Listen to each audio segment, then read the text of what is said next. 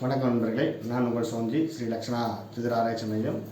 விதியை வெல்லலாம் திதியில் அப்படிங்கிறது பார்த்திங்கன்னா நம்ம ஏகாதசி திதி வரைக்கும் நம்ம பார்த்துருக்கோம். இப்போ அடுத்த பார்த்திங்கன்னா துவாதசி திதி பற்றி நம்ம பார்க்கலாம். துவாதசி திதிங்கிறது பார்த்திங்கன்னா 12வது திதி. இது மகாவிஷ்ணுவுக்கு உகந்த திதி. சரிங்களா? இந்த திதியோட அதிதேவதைன்னு எடுத்துக்கிட்டிங்கன்னா மகாவிஷ்ணு. நித்யாதேவி பார்த்திங்கன்னா துவாதசி நித்யா. வகை சுபத்திதி.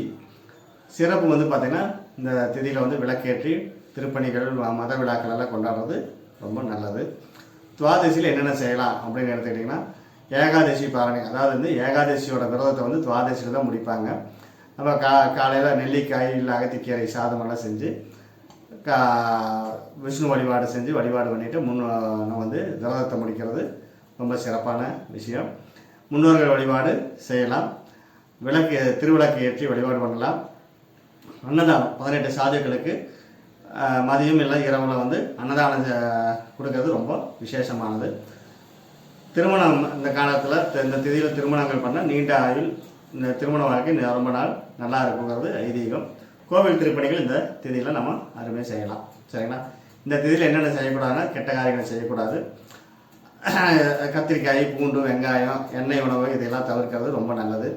பகலில் தூங்குறது கூடாது. இது விரத விதியில் பகலில் தூங்கக்கூடாதுங்கிறது ஒரு விதி. அதே மாதிரி கணவன் மனைவிக்குள்ளே உறவு இதுக்குள்ளே கூடாது. சரிங்களா?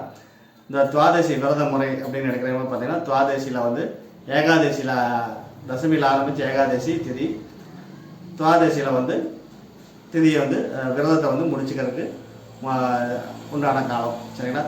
சூரியத்துக்கு முன்னாடி முழு உபவாசம் இருந்து, சூரியத்துக்கு ஏகாதசியில் முழு உபவாசம் இருந்து துவாதசியில் அந்த உபவாசத்தை முடிக்கிறக்கூடிய நாள். சூரியத்துக்கு முன்னாடி நெல்லிக்காய் சாதம் இல்லை அகத்திக்கீரை இல்லை ஏதாவது ஒரு உணவு செஞ்சு நம்ம இறைவனுக்கு படைச்சிட்டு நம்ம விரதத்தை முடித்து வழிபாடு பண்ணிக்கலாம்.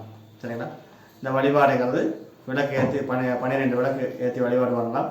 அன்னதானம் 18 சாதைகளுக்கு அன்னதானம் கொடுத்து இந்த விரதத்தை நம்ம இது பண்ணிக்கலாம். இதுக்கு உண்டான இந்த விரத காலகட்டத்தில் நம்ம ஜெபம் பண்ணக்கூடிய மந்திரம் எடுத்துக்கிட்டிங்கன்னா ஓம் நாராயண நமகா அப்படின்னு சொல்லி இந்த நாராயணனோட நாமத்தை நம்ம வழிபாடுக்கு பயன்படுத்திக்கலாம். சரிங்களா?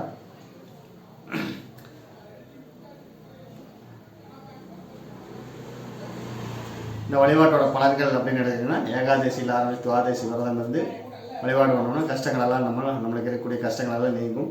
இப்போ முன்னோர்களுக்கு துளசி மாலை அணிவிச்சு வழிபாடு பண்ணலாம். அன்னதானம் கொடுக்கலாம். விளக்கு ஏற்றி வழிபாடு பண்ணுறது நம்மளுக்கு உண்டான ஞானங்கள் கொஞ்சம் கிடைக்கக்கூடிய வாய்ப்பு உண்டாகும். சரிங்களா? இந்த திதியில் பிறந்தவங்க ரொம்ப தர்மவானம், செல்வந்தனமும், ஒழுக்கம் வசீகரமெல்லாம் இருக்கக்கூடிய ஆளுகளாக இருக்கக்கூடிய வாய்ப்பு அதிகமாக இருக்குது. சரிங்களா? இந்த திதியை பற்றி இன்னும் மேலும் ஏதாவது விவரங்கள் உங்களுக்கு தேவைப்படுது, இல்லை ஆன்மீக விஷயமாக ஏதாவது உங்களுக்கு விவரங்கள் தேவைப்படுது எனக்கு கமெண்ட் பண்ணுங்கள். நான் உண்டான விஷயங்களை நான் உங்களுக்கு எடுத்து பகிர்றேன். சரிங்களா? உங்களுக்கு பிடிச்சதுன்னா அதை லைக் பண்ணி ஷேர் பண்ணி சப்ஸ்கிரைப் பண்ணிக்கோங்க. மேற்கொண்டு வரக்கூடிய திதியினோட வழிபாடுகள் பற்றின விஷயங்கள் உங்களுக்கு கிடைக்கும். உங்களுக்கு பிடிச்சது மற்றவங்களுக்கும் ஷேர் பண்ணுங்கள். இது இப்போ 4 பேர் பயன்படுத்தும். சரிங்களா? நமஸ்காரம்.